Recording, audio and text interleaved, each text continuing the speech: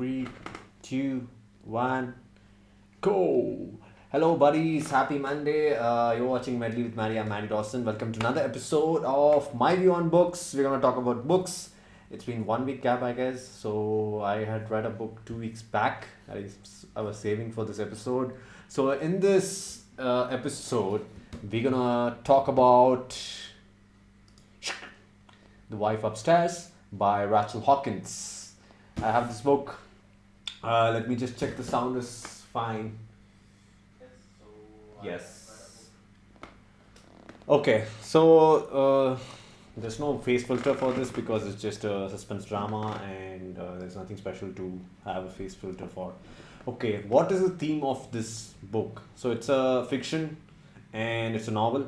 So the theme is about friendship and romance, and basically it's suspense. So it's not a thriller, but it's kind of thriller towards the end, and it's built on this friendship and romance in a suspense and mysterious way.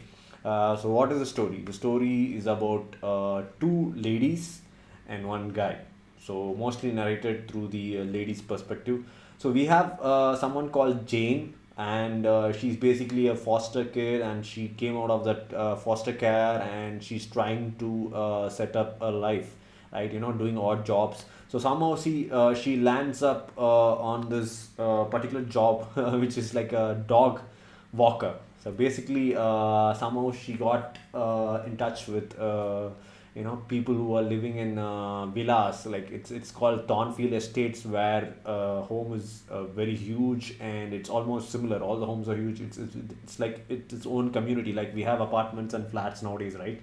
So it's like huge villas, and the area name is called Thornfield Estate. So there she gets this job of dog walker, and word gets spread around, and almost like she's walking dogs in every house. Uh, Hi, Muthukumar. Yeah, thank you for dropping by.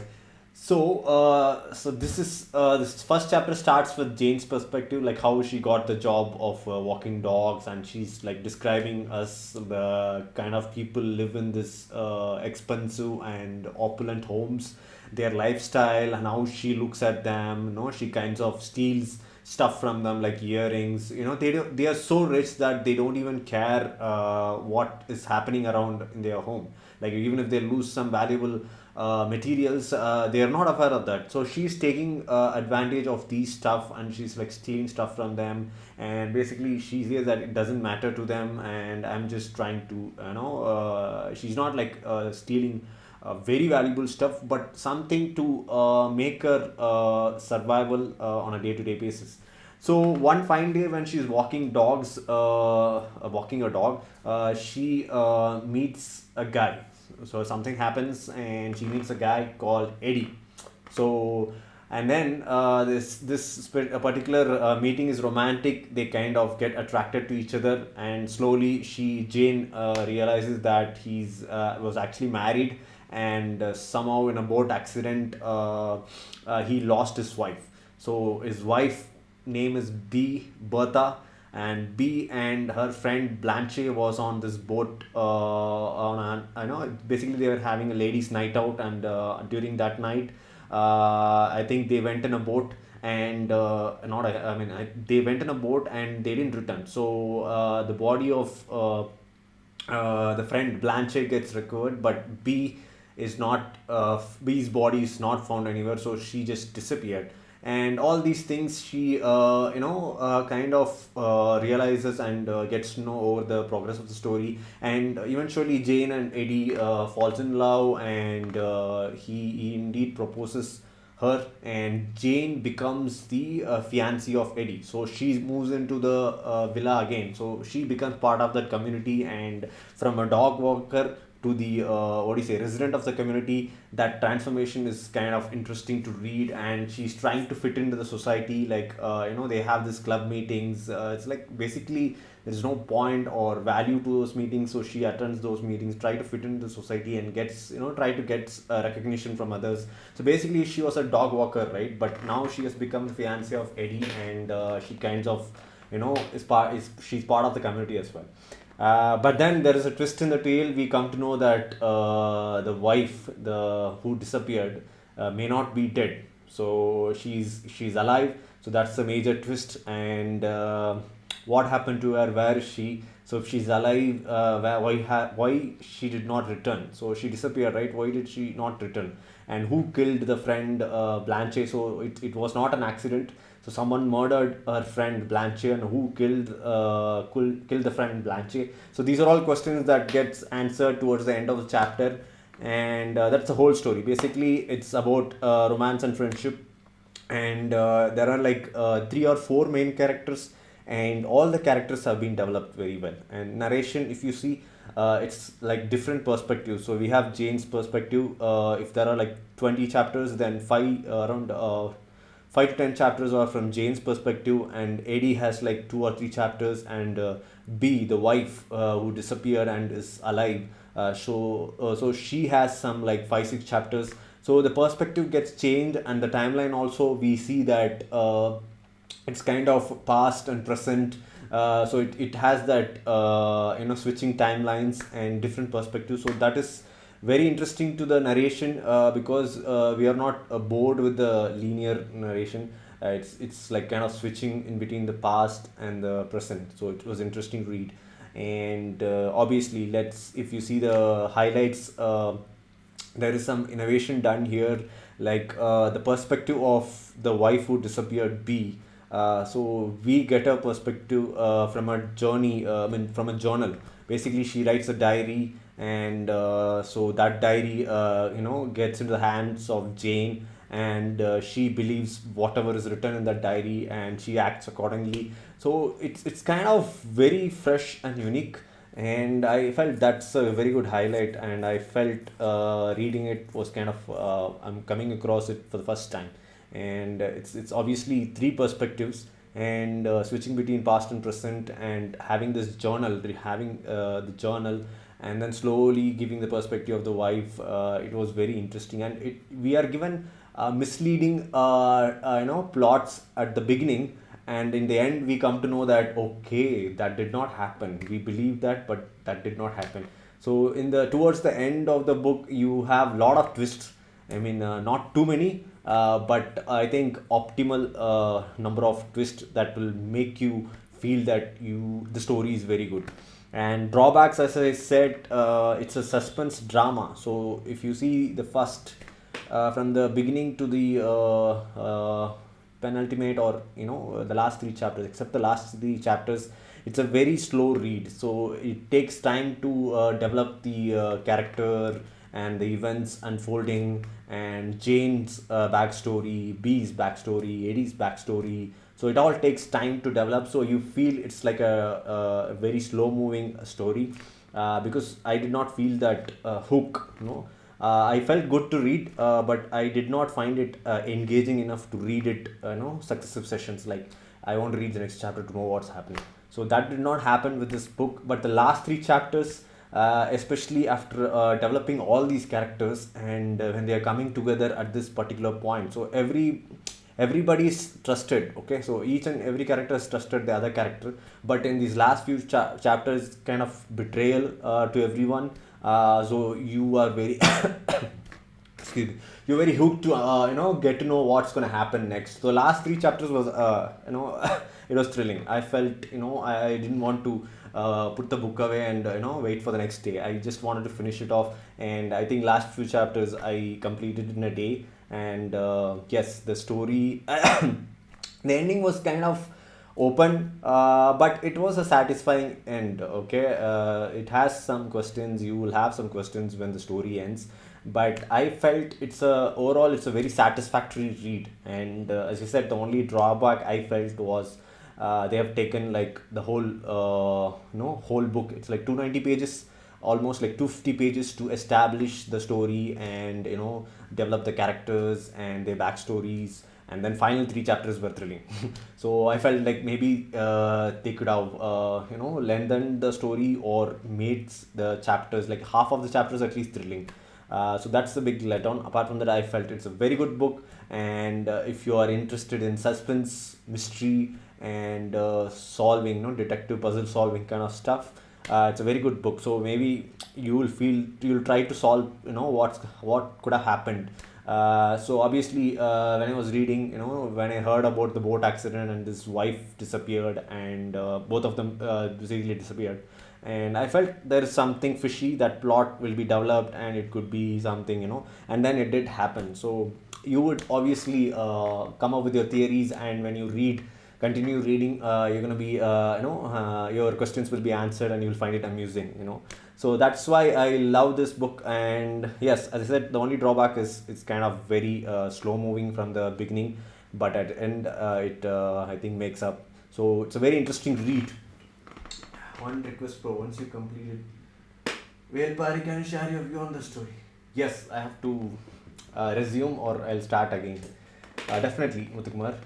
Yeah, and I'll just show you my blog on this.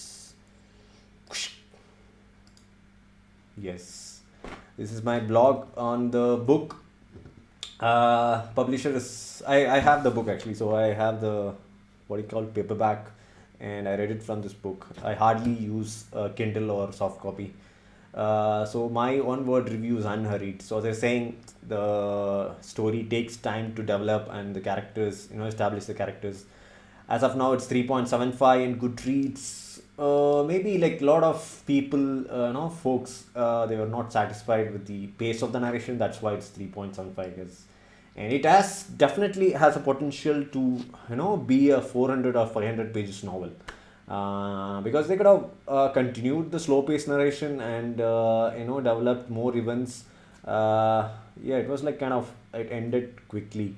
I was like very curious and inquisitive about Jane trying to transform, from a servant into a master, basically. So she was a dog walker, and then she becomes the resident of one of the homes of Thornfield Estates. So that was completely new to me, and it was fresh to read. And I was really curious what all she's doing to become a resident and to get socially acceptable in that community. And since the author is I think she's a woman, right? So she's her perspective, the woman's perspective is completely different. So it's like you're actually getting to know how woman thinks, and it's good. So Eddie's that's why I feel Eddie has couple of chapters his perspective, maybe because she was not I don't know why, but I felt that he also could have had more perspective, more chapters, basically. And yes, yes, this was the first novel for someone to write a first adult novel, and with such interesting characters. I felt it's a good attempt, and she's definitely extremely talented. I'm like willing to check out more works from her. And I'll read you some of my favorite lines. This book definitely had some very amusing and fascinating lines. If you look at this line, I'll just read. But need is not a word people like this think of. Everything with them is want. So she is in the beginning chapters. So she's describing about these wealthy folks in that estate, right? So it's like everything is a mansion or kind of very expensive home, and she's describing their lifestyle. So she says that for these people, need is not a word. They don't even think about the word need. So everything for them is want. And in general, if middle class people, we think of wants and needs, right? So if anything is a need, then we should buy it, we must buy it. If anything is want, then it's for fashion, and it's basically something you desire but you don't need it. Like when you have a bike, okay, and you are desiring for a car, and you don't really need a car now, but you are like spending money and buying a car. So that is something you're spending on the want. It's not a need. So for these rich people, they don't know about the word needs. For them, like if they want something, they're gonna buy it because they're so rich. And this line actually described it so good. I was really impressed. And then yeah, next quote is, the truth is I don't really like black coffee, but it's always the cheapest thing at any cafe. So it's become a habit. So Jane is a foster kid basically, and she ran away. She has this troublesome past, so she doesn't even want to think about it. So basically, she's running away from someone, and somebody's after her. So she did something terrible. She thinks that she did something terrible, and she's having a very Spartan life. So she's just struggling to even survive, and that's why she's stealing some small, or what do you say, valuable stuffs, not expensive but valuable stuffs from these mansions and villas. And so she, in this particular this statement describes her thought process, like that wherever she goes, in any cafe, black coffee is the cheapest thing. So she has been used to order and have black coffee so much that, so now she's on a date with Eddie and she's in this expensive restaurant, and even there she orders black coffee because it has become like a habit for her. And then the bottle he selects is over $100, and my cheeks flush at knowing I'm worth an expensive bottle of wine. So Eddie asks Jane for a date, and Jane agrees. So they both go to again, when I said right, so an expensive restaurant. And so Eddie orders a wine, a very special wine, and it's very expensive. So she thinks, at that moment she thinks, okay, I'm really worthy of. She's never used to date an expensive or rich guy, right? So when he orders this expensive bottle of wine, she thinks that, okay, I am worth expensive bottle of wine then. And the last one, the cost of the jewelry in this one room is probably the GNP of some, I think it's GDP of some small countries, maybe even some not so small ones. Yeah, so after she becomes the fiancée of Eddie, when she starts living in with Eddie, and she's trying to, be, socially acceptable in this community. So they attend basically a conference with all these rich guys and their wives in this particular hall where it's like a function, and everybody's wearing expensive jewelries. And then when she enters this room, she thinks that, if you calculate the cost of all the jewelry in this room, it would exceed some of GNP of some small countries, and even some not so small ones. So that's how rich people will. I think even in India, it would apply. So if you see Ambani's wedding, so it was very expensive, right? So definitely, I think the cost, total cost of that wedding would have exceeded. Definitely would have exceeded some of GNPs of small countries. So it's a statement. It's a dialogue that fits almost any developing or developed nations. And yes, it's true. Basically, these are the impressive lines. Especially, this need is not a word people like this think of, rich people. So I think the beginning chapters describe how the rich folks live, and how expensive and extravagant their life is. So that's what made this story compelling to go on. So I just wanted to know the perspective of Jane. And yeah, B is another potential character, but I like Jane compared to B, because Jane had more chapters and perspectives. So I enjoyed this reading. I would definitely like to read. If I forget the story in the maybe after 10 years or 5 years, I would definitely like to read it again. So it's more than once read. So I'm recommending you guys. So it's available in Amazon, and it would be definitely available in any stores in town, bookstores in town. So do purchase it and read it. It's a very good fiction novel. Yes, thank you, Muthukumar, for dropping by, and I would definitely read Velpari is something that I had stopped because I ran out of free articles in that website. But I'm waiting for the paperback or hardcover version in Amazon. Once it's available, I'll purchase it, and I'll do a review. I mean, purchase, read it, and then do a review. Bro, do anime review also. Okay, I have disabled background. Yes, yes, that's a good thought actually. Definitely. I think whatever I have watched already, One Punch Man and Death Note, Dragon Ball Z, I can review one of them. Yeah, I can do that. It's a good thought. Along with movie and series, I can do anime reviews also. Good thought. Thank you for the recommendation. I'll try to do in December or January. Okay. Okay. I hope you enjoyed this episode. I had talked about The Wife Upstairs. Do check it out. And yeah, see you until the next episode. You're watching Medley with MaddiE and MaddiE Rostin. Bye bye.